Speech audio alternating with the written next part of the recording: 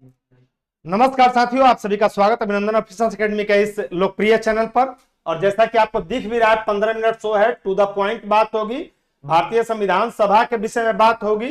तो संविधान सभा से रिलेटेड जो भी महत्वपूर्ण प्रश्न है, आपका इस 15 मिनट में कवर करने का प्रयास किया जाएगा। यह एक नई पहल है ऑफिसर्स एकेडमी के द्वारा, जो कि आपके परीक्षा के लिए रामबाण साबित होगा। तो चलिए हम लोग संविधान सभा स्टार्ट करते हैं, टू द पॉइंट स्टार्ट करते हैं। भारतीय संविधान विश्व का सबसे बड़ा लिखित संविधान है, विश्व का सबसे बड़ा लिखित संविधान है, जिसमें क्रमानुसार 22 भाग, 395 अनुच्छेद और जो है 12 अनुसूचियां हैं। तो आइए संविधान सभा पर हम बात करते हैं। संविधान सभा पर बात करते हैं। रही बात संविधान सभा, तो इसकी गठन किया गया कैबिनेट मिशन योजना 1946 के द्वारा, कैबिनेट मिशन प्लान के द्वारा संविधान सभा का गठन किया गया। यह 3 सदस्यीय योजना थी, 3 सदस्य इसमें थे। कैबिनेट मिशन में 3 सदस्य थे। पैथिक लॉरेंस के नेतृत्व में कैबिनेट मिशन भारत आया था, पैथिक लॉरेंस के नेतृत्व में आया था। इसमें एवी अलेक्जेंडर थे, एवी अलेक्जेंडर थे, अलेक्जेंडर थे और क्रिप्स थे, अलेक्जेंडर थे, एवी अलेक्जेंडर और क्रिप्स थे। तो इस 3 नाम को भी आप याद रखिएगा। कैबिनेट मिशन जो आया था उसमें 3 सदस्य थे, पैथिक लॉरेंस थे, एबी अलेक्जेंडर थे और क्रिप्स थे। और यह जो है लॉरेंस के नेतृत्व में कैबिनेट मिशन भारत आया था, लॉरेंस के नेतृत्व में कैबिनेट मिशन भारत आया था। अब रही बात मांग की, तो मांग की बात यदि की जाए तो 1895 इसमें बीजी तिलक ने संविधान सभा की मांग की थी। तिलक ने संविधान सभा की मांग की थी, तिलक ने संविधान सभा की मांग की थी। 1895 ईस्वी में संविधान सभा की मांग की थी, संविधान सभा की मांग की गई थी। गांधी कहे थे कि संविधान सभा भारतीयों की इच्छा अनुसार होनी चाहिए। कथन संबंधी प्रश्न है, गांधी का यह स्टेटमेंट है, गांधी का स्टेटमेंट है कि संविधान सभा भारतीयों की इच्छा अनुसार होना चाहिए। किसके अनुसार होना चाहिए? तो गांधी ने यह उद्गार व्यक्त किया था कि संविधान सभा भारतीयों की इच्छा अनुसार होना चाहिए, संविधान सभा भारतीयों की इच्छा अनुसार होना चाहिए, भारतीयों की इच्छा अनुसार होना चाहिए, इच्छा अनुसार होना चाहिए। यह गांधी अपना उद्गार व्यक्त किए थे, इच्छा अनुसार होना चाहिए, संविधान सभा इच्छा अनुसार होना चाहिए। कथन संबंधी यह प्रश्न है, कथन संबंधी प्रश्न है कि भारतीय संविधान सभा जो है भारतीयों की इच्छा अनुसार होना चाहिए। और इंडियन नेशनल कांग्रेस ने अपने फैजपुर अधिवेशन में संविधान सभा की मांग की। फैजपुर अधिवेशन जो कि बहुत महत्वपूर्ण अधिवेशन है, तो यह पूछा है कि किस अधिवेशन में इंडियन नेशनल कांग्रेस ने संविधान सभा की मांग की थी? तो फैजपुर अधिवेशन में संविधान सभा की मांग की। तो ये तो मांग की बात तो हो गई, संविधान सभा की मांग की, संविधान सभा की मांग की गई, मांग की गई इंडियन नेशनल कांग्रेस के द्वारा, संविधान सभा की मांग की गई। अब यदि बात बैठक की होगी संविधान सभा की, तो यह बैठक होगी 9 दिसंबर 1946 को। संविधान सभा की प्रथम बैठक जो हुई, प्रथम बैठक जो हुई, यह जो है 9 दिसंबर 1946 को हुई। 9 दिसंबर 1946 को संविधान सभा की प्रथम बैठक हुई। और संविधान सभा के सबसे बुजुर्ग सदस्य डॉक्टर सच्चिदानंद सिन्हा को अस्थायी अध्यक्ष बनाया जाएगा। तो 9 दिसंबर 1946 को प्रथम बैठक होगी। और अध्यक्ष उपाध्यक्ष की जहां तक बात है, तो सच्चिदानंद सिन्हा अस्थायी उपाध्यक्ष बनाए गए। सच्चिदानंद सिन्हा को अस्थायी उपाध्यक्ष बनाया गया, अस्थायी उपाध्यक्ष बनाया गया।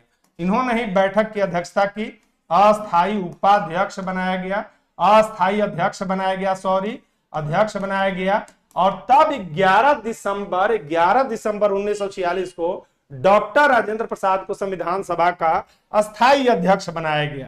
तो 9 दिसंबर को पहली बैठक होगी 1946 को। और 11 दिसंबर 1946 को 1946 को डॉक्टर राजेंद्र प्रसाद को अस्थायी अध्यक्ष बनाया गया, राजेंद्र प्रसाद को अस्थायी अध्यक्ष बनाया गया, अस्थायी अध्यक्ष बनाया गया, अस्थायी अध्यक्ष। तो इसमें डेट भी याद रखिएगा, 11 दिसंबर 1946 को डॉक्टर राजेंद्र प्रसाद को संविधान सभा का अस्थायी अध्यक्ष बनाया गया।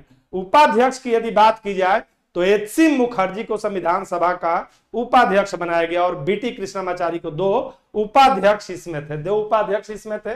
बढ़ते हैं आगे हम, और इसमें उद्देश्य प्रस्ताव की जहां तक बात है तो 13 दिसंबर 1946 को जवाहरलाल नेहरू के द्वारा उद्देश्य प्रस्ताव प्रस्तुत किया गया और वही प्रस्तावना का आधार भी बना। तो उद्देश्य प्रस्ताव की जहां तक बात है तो 13 दिसंबर 1946 को 13 दिसंबर 1946 को जवाहरलाल नेहरू के द्वारा जो है उद्देश्य प्रस्ताव प्रस्तुत किया गया। जवाहरलाल नेहरू ने उद्देश्य प्रस्ताव प्रस्तुत कर संविधान सभा की आधारशिला रखी, उद्देश्य प्रस्ताव को प्रस्तुत किया। तो जवाहरलाल नेहरू के द्वारा उद्देश्य प्रस्ताव को प्रस्तुत किया गया। डेट भी इक्वली इंपॉर्टेंट है, 13 दिसंबर जो है 1946 को उद्देश्य प्रस्ताव प्रस्तुत किया गया, जवाहरलाल नेहरू के द्वारा प्रस्तुत किया जाएगा। और तब 26 जनवरी 1950 को 26 जनवरी 1950 को भारत को गणतंत्र घोषित किया गया। गणतंत्र घोषित किया गया, भारत को गणतंत्र घोषित किया गया, गणतंत्र घोषित किया गया। 26 जनवरी 1950 को भारत को रिपब्लिक घोषित किया गया और डॉक्टर राजेंद्र प्रसाद को भारत के गणतंत्र का प्रथम राष्ट्रपति निर्वाचित किया गया, बनाया गया। डॉक्टर राजेंद्र प्रसाद भारत के प्रथम राष्ट्रपति बने, भारत के प्रथम राष्ट्रपति बने, भारत के प्रथम राष्ट्रपति डॉक्टर राजेंद्र प्रसाद को बनाया गया, राष्ट्रपति बनाया गया। 26 जनवरी का ही डेट क्यों चुना गया? तो 26 जनवरी के दिन रावी नदी के तट पर, इस बात को खास ध्यान रखिएगा कि 26 जनवरी को रावी नदी के तट पर स्वाधीनता का प्रतीक के रूप में तिरंगा फहराया गया था। इस दिन का ऐतिहासिक महत्व था, इसलिए 26 जनवरी का डेट चुना गया। तो भारत रिपब्लिक बना और गणतंत्र का मतलब है, गणराज्य का मतलब है कि भारत के राष्ट्राध्यक्ष का निर्वाचन होगा, यह आनुवांशिक पद नहीं होगा। जब संविधान लागू किया गया तब इसमें जो है प्रारूप समिति, अब थोड़ा सा हम प्रारूप समिति की बात कर लेते हैं। प्रारूप समिति के अध्यक्ष जो है, प्रारूप समिति के अध्यक्ष की यदि बात हम करें, अध्यक्ष की बात करें, तब प्रारूप समिति के अध्यक्ष डॉक्टर भीमराव अंबेडकर थे। भीमराव अंबेडकर को प्रारूप समिति का अध्यक्ष बनाया गया, अंबेडकर को प्रारूप समिति का अध्यक्ष बनाया गया, डॉक्टर भीमराव अंबेडकर को। इनको संविधान का जनक या पिता भी कहा जाता है, जनक या पिता भी कहा जाता है। इनको आधुनिक मनु की संज्ञा दी जाती है, आधुनिक मनु भी इनको कहा जाता है। तो यदि पूछा जाए कि आधुनिक मनु किसे कहा जाता है तो डॉक्टर भीमराव अंबेडकर को, यह संविधान के मुख्य शिल्पकार थे। डॉक्टर भीमराव अंबेडकर संविधान के मुख्य शिल्पकार थे, संविधान के मुख्य शिल्पकार थे, मुख्य शिल्पकार थे। और इसका गठन किया गया 29 अगस्त जो है, प्रारूप समिति का गठन किया गया 29 अगस्त 1947 को प्रारूप समिति का गठन किया गया। तो इस डेट को खासकर ध्यान रखिएगा कि इसका गठन कब किया गया था, 29 अगस्त 1947 को इसका गठन किया गया था, प्रारूप समिति का गठन किया गया था। और 7 सदस्यीय यह समिति थी। कितना सदस्यीय समिति थी? तो यह 7 सदस्यीय समिति थी, प्रारूप समिति 7 सदस्यीय प्रारूप समिति थी। और भीमराव अंबेडकर का चुनाव यदि पूछा जाएगा कि अंबेडकर का चुनाव कहां से हुआ था, तो अंबेडकर का चुनाव हुआ था कहां से? तो यह पश्चिम बंगाल से हुआ था, पश्चिम बंगाल से हुआ था। और जब यह क्षेत्र पूर्वी पाकिस्तान में चला जाएगा, पूर्वी पाकिस्तान में चला जाएगा, तब इनका चुनाव पुणे प्रेसिडेंसी के, मुंबई प्रेसिडेंसी के पुणे संसदीय क्षेत्र से हुआ। जब यह ईस्ट पाकिस्तान में चला गया, जब यह क्षेत्र जो है बंगाल का ईस्ट पाकिस्तान में चला गया, तब इनका चुनाव पूछा कि कहां से हुआ, तो मुंबई प्रेसिडेंसी के पुणे संसदीय क्षेत्र से हुआ। मुंबई प्रेसिडेंसी के पुणे संसदीय क्षेत्र से इनका, पुणे संसदीय क्षेत्र से इनका चुनाव हुआ। तो यह चुनाव में ध्यान रखिएगा। और जनरली 10 लाख की आबादी पर एक सदस्य का चुनाव हुआ था। संविधान सभा के लिए पूछा जाए कि जनरली कितनी आबादी पर एक सदस्य का चुनाव हुआ था, तो जनरली 10 लाख की आबादी पर, 10 लाख की आबादी पर जो है एक सदस्य का चुनाव हुआ था, एक सदस्य का चुनाव हुआ था। 10 लाख की आबादी पर एक सदस्य का चुनाव संविधान सभा के लिए हुआ था। तो इस बात को ध्यान रखिएगा। कुल सदस्यों की संख्या यदि पूछा जाए कि कुल सदस्यों की संख्या कितनी थी, तो कुल सदस्यों की संख्या 389 थी। यदि कुल सदस्यों की संख्या पूछा है कि संविधान सभा में कुल सदस्यों की संख्या कितनी थी? सदस्यों की संख्या की यदि बात की जाए कि कुल सदस्यों की संख्या कितनी थी, तो यह 389 थी। 389 थी कुल सदस्यों की संख्या, 389 थी। फिर से संविधान सभा का पुनर्गठन किया गया और पुनर्गठित संविधान सभा में 299 सदस्य थे। अगर पूछेगा कि पुनर्गठित संविधान सभा में कितने सदस्य थे, तब पुनर्गठित संविधान सभा में सदस्यों की संख्या, पुनर्गठित संविधान सभा में सदस्यों की संख्या 299 थी।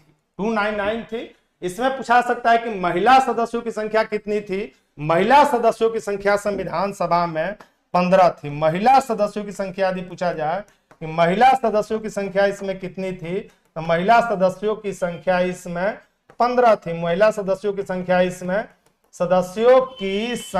इसमें 15 थी।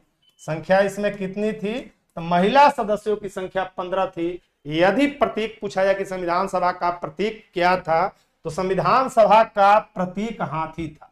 यदि प्रतीक की बात की जाए कि संविधान सभा का प्रतीक क्या था, तो संविधान सभा का प्रतीक हाथी था। महिला सदस्यों की संख्या इसमें कितनी थी? तो महिला सदस्यों की संख्या 15 इसमें थी। जब संविधान लागू हुआ, यानी संविधान लागू होने के समय इसमें पूछा है कि संविधान लागू होने के समय जो है, लागू होने के समय इसमें कितने अनुच्छेद, कितने भाग और कितनी अनुसूचियां थी? तो संविधान लागू होने के समय इसमें 22 भाग, कितने भाग थे? तो 22 भाग थे इसमें। संविधान लागू होने के समय इसमें कुल 22 भाग, 395 अनुच्छेद यानी आर्टिकल, और 12 अनुसूचियां थी। इसमें कितनी अनुसूचियों की संख्या थी? तो 12 अनुसूचियों की संख्या थी। 8 अनुसूचियों की संख्या थी, जो आगे बढ़कर जो है 12 हो गई। अनुसूचियों की संख्या इसमें कितनी थी? तो 8 अनुसूचियों की संख्या इसमें थी। वर्तमान में यदि बात की जाए, वर्तमान को ध्यान में रखिएगा कि वर्तमान में संविधान में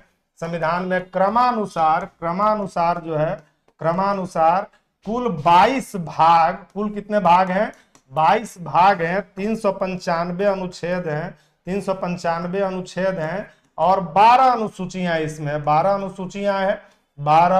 अनुसूचियां हैं। हैदराबाद एक ऐसी रियासत थी जो कि संविधान सभा में शामिल नहीं हुई थी। हैदराबाद एक ऐसी रियासत थी जो संविधान सभा में शामिल नहीं हुई थी। हैदराबाद ध्यान में रखिएगा कि हैदराबाद एक ऐसी रियासत थी जो संविधान सभा में शामिल नहीं हुई थी। हैदराबाद एक ऐसी रियासत थी जो संविधान सभा में शामिल नहीं हुई थी। रियासत थी, इसके निजाम होते थे, हैदराबाद के निजाम होते थे, और ऐसी रियासत थी जो संविधान सभा में सम्मिलित नहीं हुई थी। हैदराबाद ऐसी रियासत थी जो संविधान सभा में शामिल नहीं हुई थी। संविधान सभा में शामिल नहीं हुई थी हैदराबाद रियासत। रही बात यदि आलोचना की, तो संविधान सभा की आलोचना भी की जाती है। ऑस्टिन कहे थे कि संविधान सभा कांग्रेस थी और कांग्रेस संविधान सभा था। आगे हम देखते हैं आलोचना की बात यदि हम करें, तो एक संविधान विशेषज्ञ ऑस्टिन है। संविधान विशेषज्ञ ऑस्टिन के अनुसार जो है संविधान सभा कांग्रेस थी। ऑस्टिन ने कहा है कि संविधान सभा कांग्रेस थी और कांग्रेस भारत था। संविधान सभा कांग्रेस थी और कांग्रेस भारत था। संविधान सभा कांग्रेस थी। संविधान सभा कांग्रेस कथन में यह प्रश्न पूछा सकता है।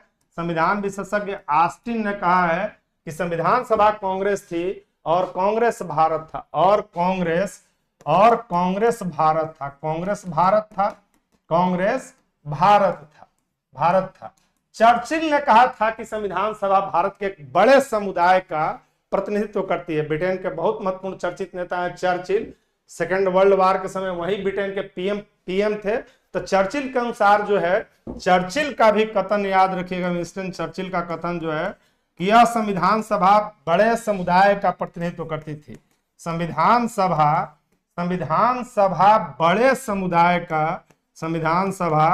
बड़े समुदाय का प्रतिनिधित्व करती थी। बड़े समुदाय का प्रतिनिधित्व करती थी।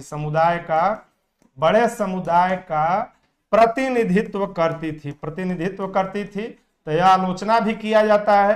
भारतीय संविधान का यह कहकर भी आलोचना किया जाता है कि इसके बनने में बहुत अधिक समय लग गए, यानी लगभग 3 वर्ष का समय लग गया। तो समय कितना लगा, यानी समय जो इसमें लगा, तो संविधान के निर्माण होने में 2 वर्ष, निर्माण में कितना समय लगा, तो निर्माण में 2 वर्ष 11 महीना, 2 वर्ष 11 महीना और 18 दिन का समय लगा। 18 दिन का समय लगा। लगभग में पूछा जा सकता है, कितना समय लगा, लगभग 3 वर्ष का समय लगा।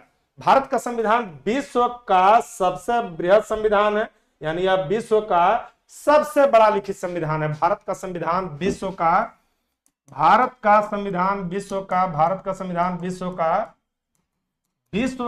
सबसे बड़ा लिखित संविधान है, विश्व का सबसे बड़ा लिखित संविधान है। अब एक प्रश्न यहाँ पर यह उत्पन्न होगा कि बृहद होने का कारण क्या है, तो उस पर हम लोग बात करेंगे। यानी यह विश्व का सबसे बड़ा, भारत का संविधान विश्व का सबसे बड़ा लिखित संविधान है, और इसके बृहद होने का कारण है कि इसमें केंद्र और राज्य दोनों सरकारों का उल्लेख है। यानी भारतीय संविधान के बड़ा होने का कारण है कि भारत ने संघीय शासन व्यवस्था को अपनाया है, और संघीय शासन व्यवस्था में 2 सरकारें होती है, एक केंद्र की सरकार और दूसरी राज्य की सरकार। तो भारतीय संविधान के बड़ा होने का, बृहद होने का, लार्ज होने का कारण है कि इसमें केंद्र और राज्य दोनों सरकारों का उल्लेख है। तो भारतीय संविधान का बृहद होने का कारण है, संविधान का बृहद होने यानी बड़ा होने का कारण है, बृहद होने का